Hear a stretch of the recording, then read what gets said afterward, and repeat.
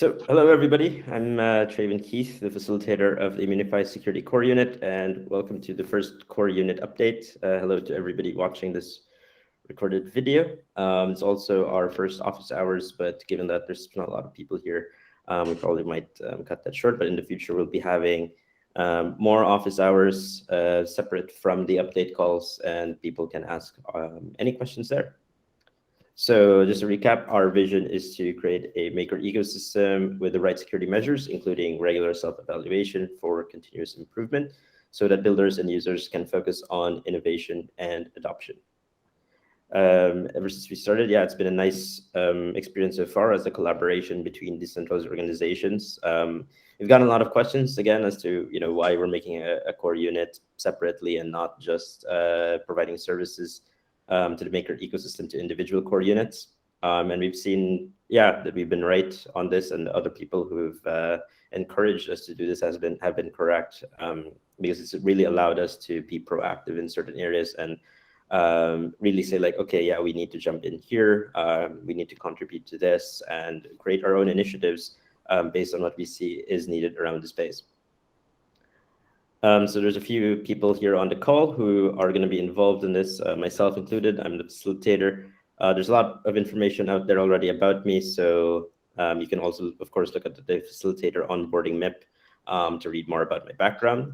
But I wanted to also give a chance for other people to speak further about themselves, and also with Rex with DeFi Safety itself. So I'll start off with Joshua. Just talk a little bit more about yourself. Yeah, so I'm an early maker investor from 2017. I have no real special security expertise, but I have about 30 years of software development experience, and just keeping track of how the technology world is developing. I'm not employed elsewhere. I'm just doing this, and kind of my role is to stitch together kind of the maker concerns and kind of get our security contractors aligned on what we need to do. Awesome. Thank you, Joshua. It's been a pleasure working with you over the past few months. So next up is Tudor Kostica. He's a new team member at Immunefi and will be working with me with regards to the Immunefi security services and everything that will be provided from that side. Tudor, if you could say a few words about yourself, just 1-2 minutes. Hey everyone, my name is Tudor. So I only recently joined Immunefi. I'm heading up the security services side of things. Not much to say on the Immunefi side because I'm still kind of catching up on everything as of now. I come from Consensus, where I was the director of security, leading multiple teams and kind of build everything up from the ground up there.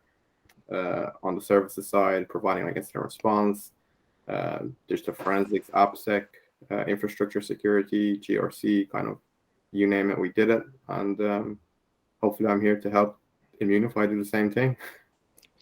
Awesome. Yeah, it's been great having you on board, Tudor. Looking forward to continue working with you.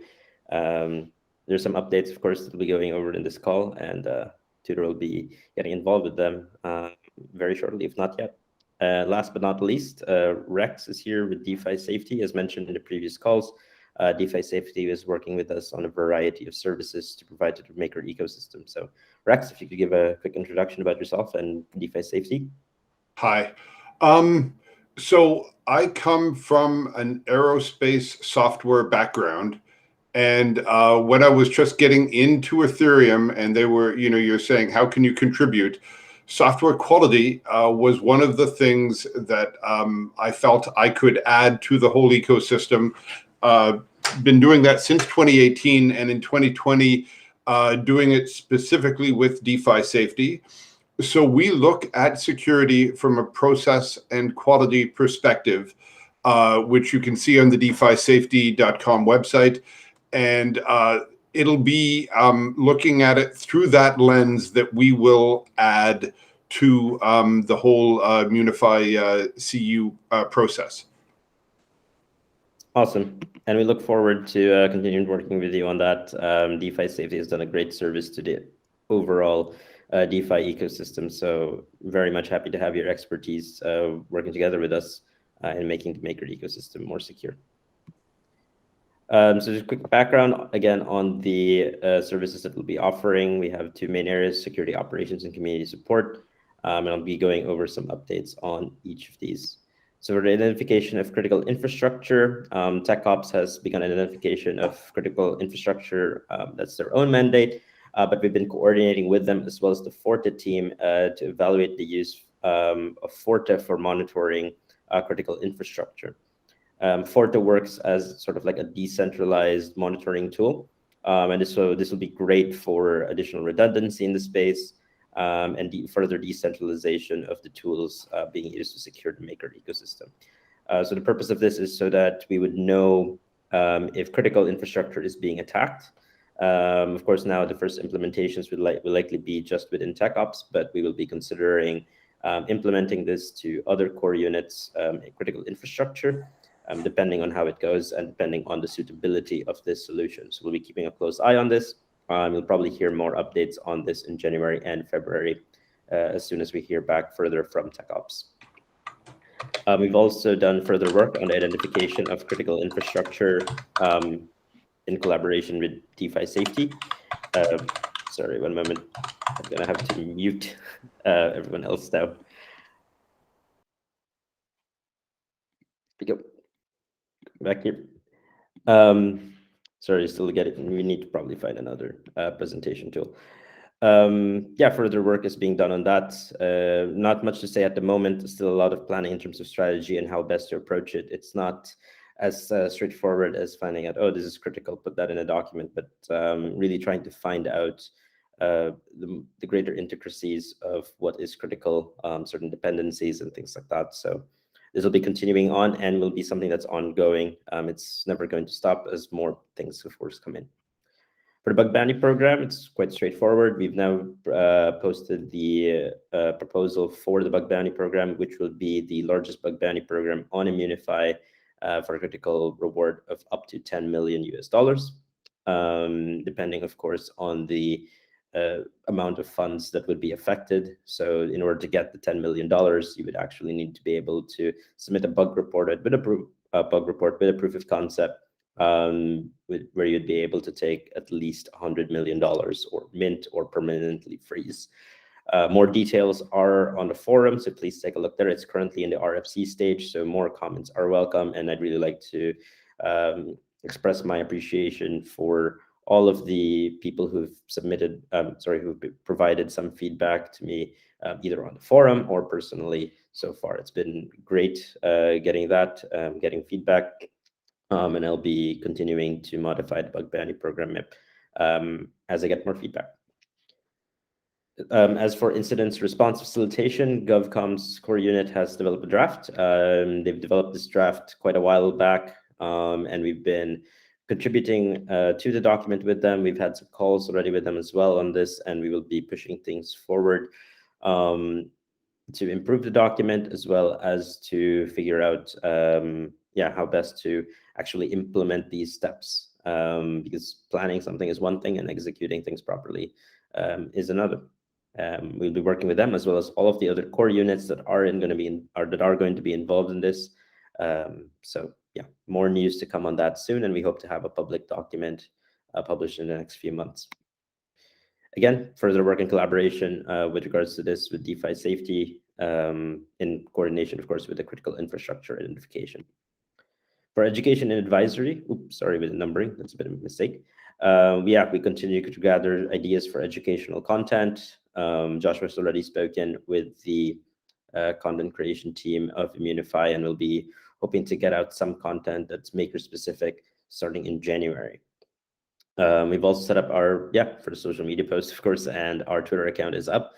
And we've also set up MakerDAO channels within the Immunefi Discord. So if you haven't joined the Immunefi Discord yet, please do so. If you're a core unit facilitator or team member or just in the Maker ecosystem, please join in. If you are a core unit facilitator or team member, please send me a message so that we can get you with the right assigned tags so that you can enter the correct private groups. In the future, we'll be using the Immunefi Discord for all of the announcements. If there's any critical update that you need to do, new software, bugs, 0 days that you need to be aware of, and things like that. So please do join our Discord. For now, we'll also be trying to communicate on the other channels, but slowly we'll be moving to just posting on this Discord. The reason for that is because it's not just myself and Joshua who's there. Other people at Immunefi Services is also going to be there.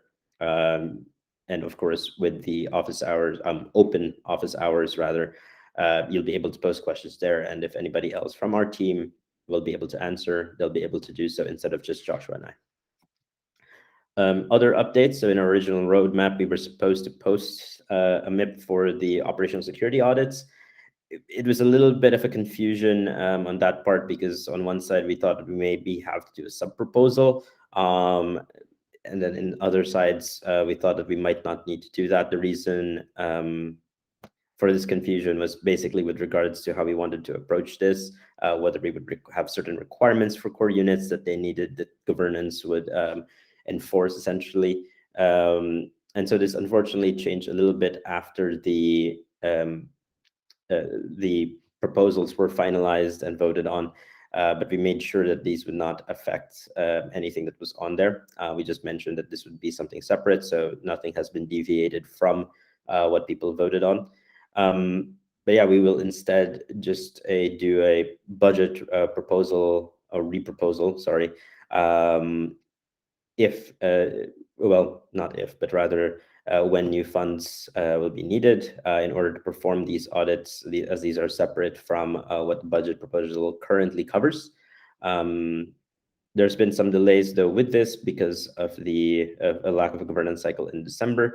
So we decided to push this to January, where we'll be having the MIP for request for comments. But this will not delay the starting date of the first operational audit. We still plan to begin the work on that around February, though it'll probably be towards the end of that. Technical onboarding of Immunefi Services will also be beginning this week. This will be for Tudor, myself, and everyone else in the core unit, as well as the people who will be involved in the triaging team once the bug bounty program moves forward. And so that's it for the update on December 22nd. It's our first update call. We will try to make things more twice a month. Unfortunately, we've discovered that there is one critical infrastructure, or rather person, that kind of can wreck things, which is myself, and its health issues. So I'll try to make sure that this doesn't happen again in the future. Thank you very much. Thank you very much, everybody, for listening, and looking forward to seeing the new year with all of you.